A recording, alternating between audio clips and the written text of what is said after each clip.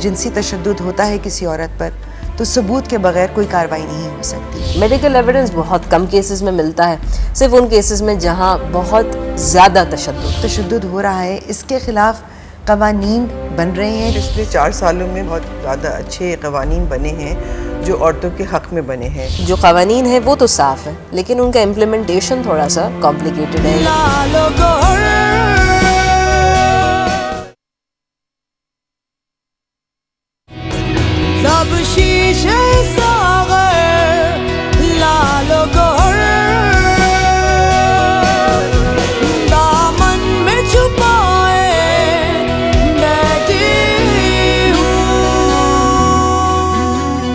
السلام علیکم.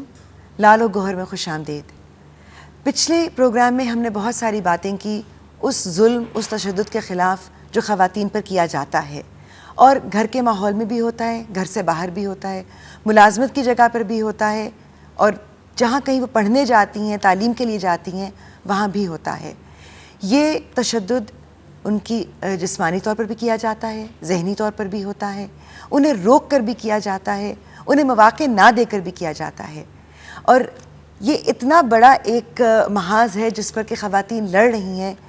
تھوڑی بہت پیش رفت ہو رہی ہے لیکن سفر ابھی جاری ہے اور بہت لمبا ہے. ہم نے پچھلی بار بھی انہیں مدعو کیا تھا، اس وقت بھی عظمیٰ نورانی ہمارے ساتھ موجود ہیں جو کہ ایک سماجی کارکن رہی ہیں بہت ساری آرگنائزیشن، بہت سارے اداروں کے ساتھ، جس میں ویمن ایکشن فورم شامل ہے، پناہ شامل ہے، اور سارا زمان جو کہ وار اگینسٹ ریپ کی ایک کارکن ہے. آپ دونوں کی یہاں موجودگی کا بہت شکریہ. پچھلی بار جو ہم بات کر رہے تھے، اگر جنسی تشدد ہوتا ہے کسی عورت پر تو ثبوت کے بغیر کوئی کارروائی نہیں ہو سکتی. سارا کئی دفعہ ثبوت ملتا ہی نہیں ہے کیونکہ جہاں پر وہ جاتی ہیں، جو میڈیکل لیگل آفیسرز ہیں، وہ رپورٹ بناتے ہی نہیں ہیں. تو پھر کیا ہوتا ہے؟ ریپ یا جنسی تشدد ایک ایسا ایشو ہے جس کے ساتھ بہت شرم، حیا اور یہ ساری چیزیں اس میں آ جاتی ہیں. ہمارا اندازہ کچھ ایسا ہے کہ 60-70% کیسز کہیں رپورٹ نہیں ہوتے. ہمارا قانون اس چیز پہ بڑا واضح ہے کہ جب کوئی عورت جو کہ جنسی تشدد کا شکار بنتی ہے، پولیس کا کام یہ ہے کہ سب سے پہلا جو اس کا حق ہے کہ FIR کاٹنی ضروری ہے. اس کے بعد جو انویسٹیگیشن ہوگی وہ ہوگی. ہمارے یہاں کچھ الٹ ہوتا ہے، پہلے تفتیش ہوتی ہے، پھر یہ ڈیسائیڈ کیا جاتا ہے کہ FIR کٹے گی کہ نہیں کٹے گی. کیونکہ وار اگینسٹ ریپ اتنے کیسز دیکھ چکی ہے، 1989 سے ہم لوگ کام کر رہے ہیں جنسی تشدد کے اوپر.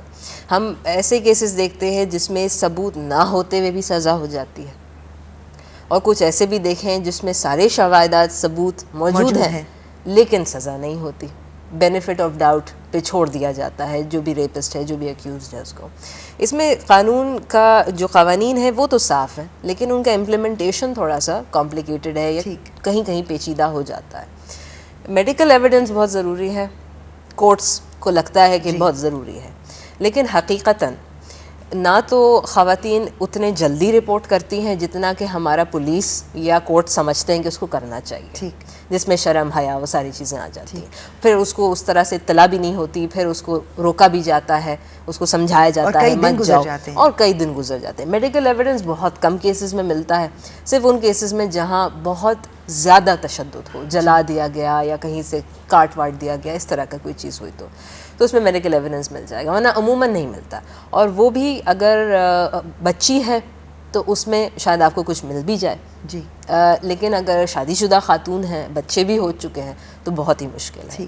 کورٹ جو ہے وہ صرف میڈیکل ایویڈنس کو نہیں دیکھتی، وہ سرکمسٹانسز کو بھی دیکھتی ہے کہ اس کے آگے پیچھے کیا ہوا، حالات کیا تھے، کن حالات میں اس کے ساتھ ہوا، اس کے بعد اس نے کیا کیا، اس سے پہلے وہ کیا کرتی رہی. یہ ساری چیزیں وہ مد نظر رکھتا ہے. اس میں میڈیکل ایویڈنس بھی دیکھتا ہے. ان خاتون کے خلاف جن کے اوپر تشدد ہوا ہے انہوں نے پہلے کسی کرمنل کیس میں انوالو تھی نہیں تھی، بہت ساری کنسیڈریشنز ہوتی ہیں، کوئی ایک چیز نہیں ہوتی. پھر یہ کہ آپ کا جو پولیس کی جو رپورٹ ہوتی ہے، جو چالان پیش ہوتا ہے، یہ پولیس کا جب وہ کٹہرے میں آتے ہیں اور بتاتے ہیں کہ جی انہوں نے کیا دیکھا، کیا سنا، کیا سمجھا، تو اس میں اگر یا میڈیکل لیگل آفیسر جب ان کی گواہی سنی جاتی، اگر ان کا نہیں ماننا کہ ایسا کچھ ہوا ہے، جبکہ شواہدات بھی موجود ہیں، سب کچھ ہے، ان کو لگتا ہے نہیں عورت نے اپنے ساتھ خود کیا ہے اور کہہ رہی جھوٹ بول رہی ہے کہ نہیں اس کے ساتھ ایسا ہوا، تو وہ ساری چیزیں پھر بہت بری طرح اثر کرتی ہیں.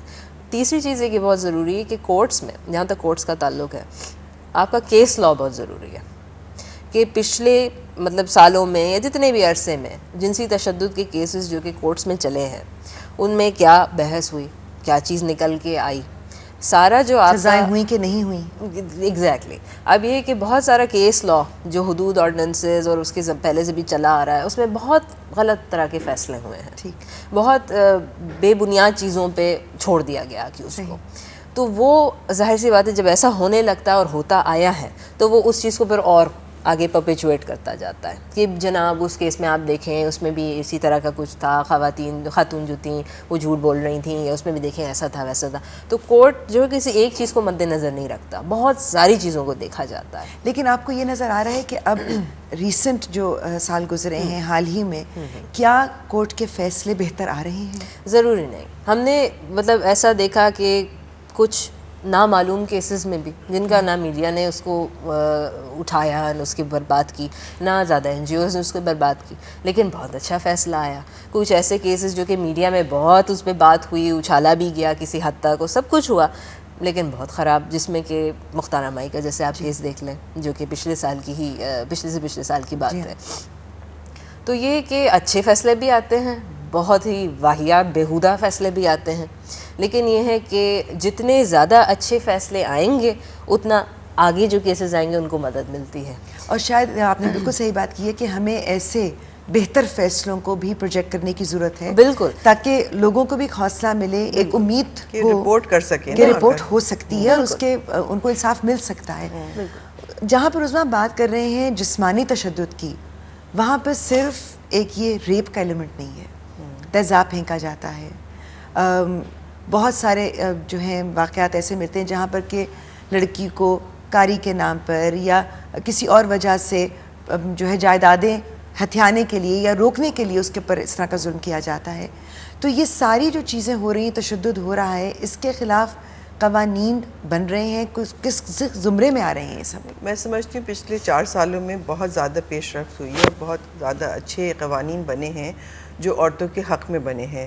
ایک تو بنا ہے یہ تیزاب پھینکنے پر ایک قانون آیا ہے کہ تیزاب پھینکنا اور اس کی فروخت کرنا، اس کے اوپر پابندی لگائی گئی ہے، اس کے خلاف سخت سزائیں اور وہ لگائے ہیں، ان کو معاوضہ دینا ہوگا، جرمانہ لگایا گیا ہے.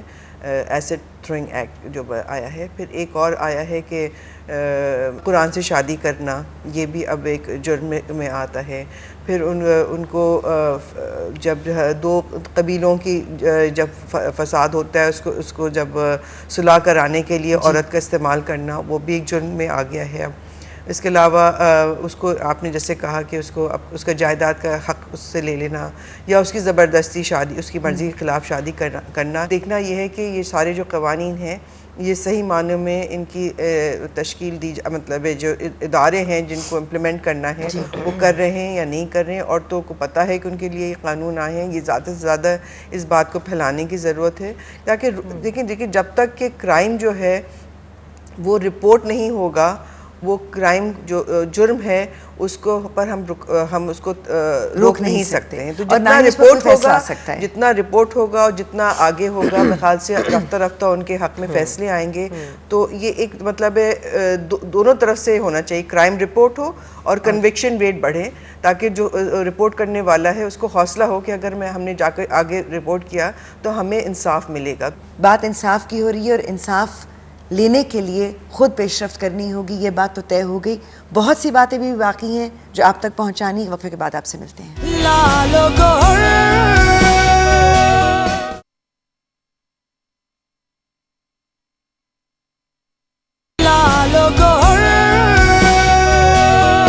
Welcome back. لالو گوہر ہماری وہ خواتین جو کہ تشدد برداشت کرتی ہیں اور پھر ہی کسی گوہر کی طرح چمک رہی ہوتی ہیں، بڑا حوصلے، بڑی ہمت کے ساتھ آگے بڑھ رہی ہوتی ہیں. سارا حال ہی میں ایک بل پاس ہوا کہ خواتین جب گھر سے باہر نکلتی ہیں انہیں ہراساں نہ کیا جائے. اس سلسلے میں کیا آپ کو لگ رہا ہے کہ کوئی فائدہ ہو رہا ہے خواتین کو؟ عموماً خواتین کو ابھی بھی اس وقت تک یہ نہیں پتہ ہے کہ اس طرح کا کچھ لا آ چکا ہے. ٹھیک. جو لوگوں کی انفارمیشن ہے، جو ان کی اطلاع ہے، وہ یہاں تک کہ ہے کہ دفتر میں اگر آپ کے ساتھ ایسا کچھ ہوتا ہے تو آپ کچھ کر سکتے ہیں، انکوائرنگ کمیٹی ہے وغیرہ. لیکن اب یہ ہے اس قانون کے تحت، دفعہ 509 کے تحت، کہ آپ اگر راہ چلتے ہوئے بھی آپ کو کوئی چھیڑتا ہے، یا آپ بس میں جاتے ہیں، جیسے بھی آپ کمیوٹ کر رہے ہیں، آپ پبلک میں نکل رہے ہیں باہر، آپ کے ساتھ کسی بھی طرح کی ہراسمنٹ، چاہے وہ الفاظ سے ہو یا جسمانی طور پہ ہو، وہ آپ پولیس کو رپورٹ کر سکتے ہیں. اور اس پہ اسی طرح سے پیش رفت ہو سکتی ہے جو کہ باقی کرمنل کیسز میں ہوتی ہے. ایک چیز اور میرا خیال اس کے زمرے میں آتی ہے، شاید لوگوں کو نہ معلوم ہو، لیکن اگر کوئی آپ کو آپ کے ٹیلی فون کے ذریعے SMS کر کے بھی ہراساں کرتا ہے تو وہ بھی اس بل کے تحت آپ کو تحفظ ملتا ہے. تھوڑا سا اس میں اضافہ کرنا چاہتی ہوں کہ یہ جو آپ نے بل کی بات کی، تو یہ پہلی دفعہ حکومت نے یہ بھی کیا تھا کہ پچھلی جب یہ بل لایا گیا تو ایک نیشنل امپلیمنٹیشن واچ کمیٹی بنائی گئی جو national commission on the status of women کے انڈر کام کر رہی تھی، اور جس میں میں بھی ایک اس میں شامل تھی. تو انہوں نے سارے جو گورنمنٹ کے ادارے ہیں ان کے اوپر پابند کر دیا ان کو کہ ان کو اس بل کو امپلیمنٹ کرنا ہے، اس لا کو اپنے اداروں کے اندر.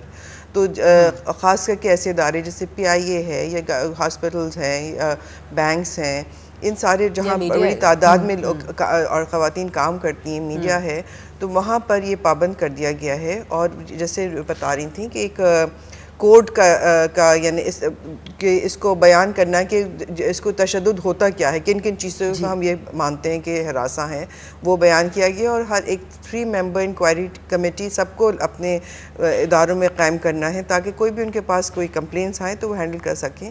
اور اس سے کیا ہوگا، اور خواتین جب اب کام پر نکلیں گی تو وہ زیادہ محفوظ محسوس کر سکی ہیں. ان کو پتہ ہے کہ ان کے پاس ایک قانون ہے جو استعمال کر سکتی ہیں، اپنے آپ کو پروٹیکٹ کر سکتی ہیں. اچھا، جو باہر نکلتی ہیں گھر سے ان کو تو یہ معلوم ہے کہ ہاں ایک قانون بن چکا ہے، اور اگر انہیں کوئی ہراساں کرتا ہے تو وہ رپورٹ کر سکتی ہیں، کمیٹی کے پاس جا سکتی ہیں، قانونی کارروائی بھی ہو سکتی ہے. لیکن جو خواتین گھر کے اندر تشدد کا شکار ہو رہی ہوتی ہیں، کیا ان کے لیے کوئی قانون بنا ہے یا وہ پھر گھریلو معاملہ ہی رہ جاتا ہے؟ تشدد جو ہے اس پر سب سے بہت 3 سال پہلے یہ گھریلو تشدد پر قانون بنا ہے، ڈومیسٹک وائلنس بل جو ہے وہ آیا تھا اور پارلیمنٹ نے اس کو پاس کر دیا تھا. ہر صوبے کو اب یہ اختیار ہے کہ وہ اس بل کو پیش کرے اور ایک لا بنائے. میرے خیال سے اس لا کا آنا بہت ضروری ہے، کیونکہ گھریلو تشدد جو ہے جب تک کہ آپ اس کو ایک کرائم نہیں مانیں گے، اس کے اوپر یہ پھر یہ گھر، جیسے آپ نے شروع میں کہا کہ گھر کا معاملہ نہیں رہے گا، بلکہ یہ جس طرح سے اگر گھر کے باہر اگر ہم کسی کے 2 فرد کے درمیان جب اگر لڑائی ہوتی ہے تو پولیس آ کر اس میں مداخلت کرتی ہے، اسی طرح سے اگر گھر کے اندر بھی اگر ایک عورت کے اوپر ظلم ہو رہا ہوگا تو پولیس آ کر مداخلت کر سکے گی، اور عورت اگر چاہے گی تو وہ کہہ سکتی ہے پولیس کو کہ مجھے اس جگہ سے نکالو، مجھے سامنے خطرہ ہے، تو ان کے اوپر پابند ہو جائے گا کہ اس کو نکال کر اس کو کسی ایسے ادارے میں پہنچائیں جہاں اس کو تحفظ مل سکے. جو خواتین ابھی تک گھر سے نہیں نکلیں اور نکلنا چاہتی ہیں، ان کو ملازمت حاصل کرنے میں بھی ایک دقت ہوتی ہے، ان کو وہ مواقع نہیں ملتے. تو کیا ایسی بھی کوئی ریکمنڈیشنز دی جا رہی ہیں کہ خواتین کو جگہ جگہ پر وہ جو ایک ہم نے فرض کیا ہوا ہے نا کہ جی بیٹا لڑکی ہو تو ٹیچر بن جاؤ یا لڑکی ہو تو ڈاکٹر بن جاؤ، اس سے زیادہ بڑھ کر تم نہیں بن سکتی، تم سائنٹسٹ نہیں بن سکتی، تم کوہ پیما نہیں بن سکتی، تو کیا وہ چیزیں تبدیل کی جا رہی ہیں؟ اس طرف کوئی کام ہو رہا ہے اس سوچ کو بدلنے کے لیے؟ بہت ساری لڑکیاں، جوان لڑکیاں گھر سے نکل رہی ہیں اور بہت سارے ایسے باؤنڈریز کو کراس کر رہی ہیں جو کہ 10-15 سال پہلے خواتین نے سوچا بھی نہیں تھا کہ اس طرف جائیں گی. اور جتنی زیادہ لڑکیاں خواتین ایسے کام کریں گی اتنا ہی دوسروں کو حوصلہ ملے گا کہ ہم بھی کر سکتے ہیں. حکومتی سطح پہ اگر دیکھیں تو بہت سارے ووکیشنل ٹریننگ سینٹرز ہیں جو پرائیویٹ بھی ہیں، پبلک بھی ہیں، لیکن ان میں اگین اسی طرح کی چیزیں سکھائی جاتی ہیں، سلائی کڑھائی وغیرہ وغیرہ. اس طرح کے کوئی خاص انتظامات کم از کم میرے اطلاع میں تو نہیں ہیں. کسی سینٹر میں یا جیسے دارالامان ہے وہاں پر ووکیشنل ٹریننگ دی جا رہی ہے؟ ہمارے پاس جو خواتین آتی ہیں ان میں سے کافی بڑی تعداد جو ہے وہ ان پڑھ ہوتی ہے. اسی سے آپ اندازہ کیونکہ ہمارے ویسے بھی اگر آپ صرف عورتوں کو نہیں دیکھیں، عام طور پر ہماری لٹریسی ریٹ جو ہے وہ بہت ہی کم ہے، مرد بھی اور عورت دونوں کے لیے بہت کم ہے. تو مواقع تو نہیں ہیں تعلیم کے، اور خاص کر کے جو دیہات کی خواتین رہتی ہے اس کو تو بہت ہی کم مواقع موجود ہیں. تو ہمارے جو لڑکیاں آتی ہیں عام طور پر وہ پڑھی لکھی نہیں ہوتی ہیں، تو ہم ان کی جو اسی مطلب اور 3-4 مہینے کے عرصے وہ ہمارے پاس رہتی ہیں، تو ہم بیسک سکلز ہی ان کو سکھا سکتے ہیں. انفارمل ایجوکیشن ہم دیتے ہیں. جب وہ نکلتی ہیں تو کم از کم گنتی سیکھ جاتی ہیں. ہم چاہتے ہیں کہ حساب کرنا سیکھ جائیں، اپنا نام لکھنا سیکھ جائیں، اور کچھ ان کو اس سے کافی حوصلہ ملتا ہے. جو اپنا پہلی دفعہ نام سائن کرتی ہے تو اس کو لگتا ہے کہ اب میرے پاس ایک جیسے ہتھیار آ گیا ہے، کیونکہ اس کا نام اس کی شناخت ہے. اس کو اگر NIC کارڈ جب ملتا ہے وہ بھی اس کو لگتا ہے کہ میرے پاس مجھے ایک طاقت مل گئی ہے. پھر اس کی جو سکلز ہیں اس کے مطابق ہم ٹریننگ دیتے ہیں. مطلب میں نہیں سمجھتی ہوں کہ اس کو ہم برا نہیں سمجھنا چاہیے کہ اگر عورت جو ہے سلائی کڑھائی سیکھ رہی ہے، کوئی بھی ایسا ہنر جو اس کے اندر ہو جس سے وہ اپنی معاشی حالات بہتر بنا سکے، ہم وہ ایسی ہم ٹریننگ دیتے ہیں. اور میں سمجھتی ہوں بہت ضرورت ہے کہ گورنمنٹ کے سطح پر ایسے ووکیشنل سینٹرز ہونا چاہیے خواتین کے لیے جہاں وہ ٹریننگ حاصل کر سکیں. بات بالکل درست ہے. ہم اس وقت یہی ہیں، آپ بھی کہیں مت جائیے گا. ایک وقفے کے بعد ہم حاضر ہوتے ہیں. لالو گوہر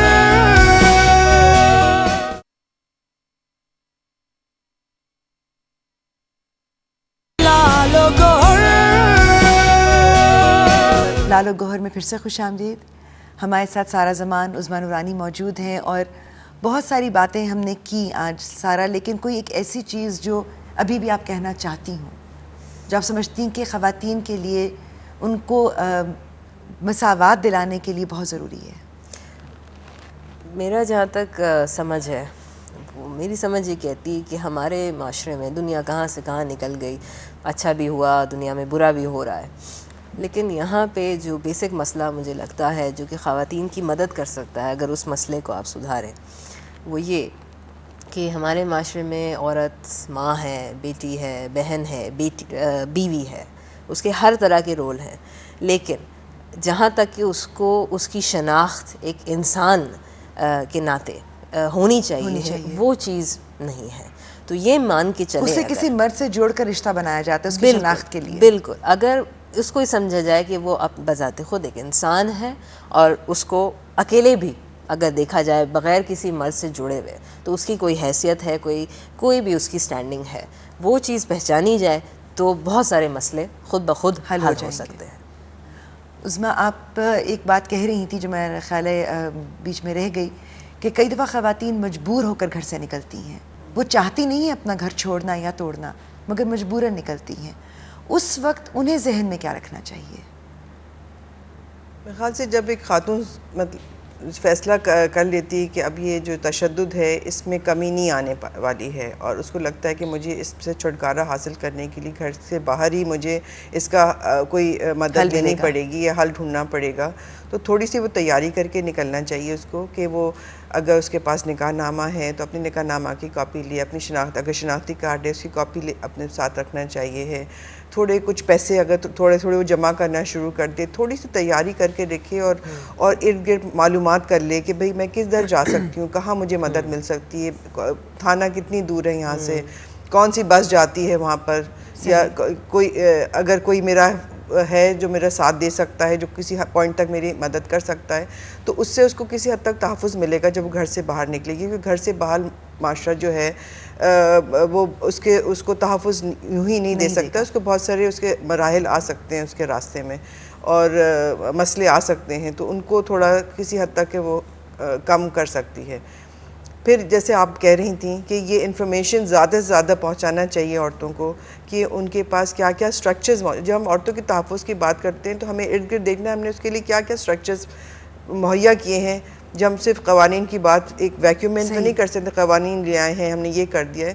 سٹرکچرز آپ نے کیسے بنائے ہیں تاکہ عورت نکلے اور ان قوانین کا استعمال کرے، تو وہ سٹرکچرز ان پلیس ہونا چاہیے. آپ دونوں کی آمد کا بہت شکریہ. اور ان کی باتوں سے میں یہ کہوں گی کہ ایک ذمہ داری ہماری اپنی بھی ہوتی ہے کہ ہم خود ویل انفارمڈ رہیں، ہمیں پتہ ہو کہ ہمارے ارد گرد کیا سہولیات ہیں.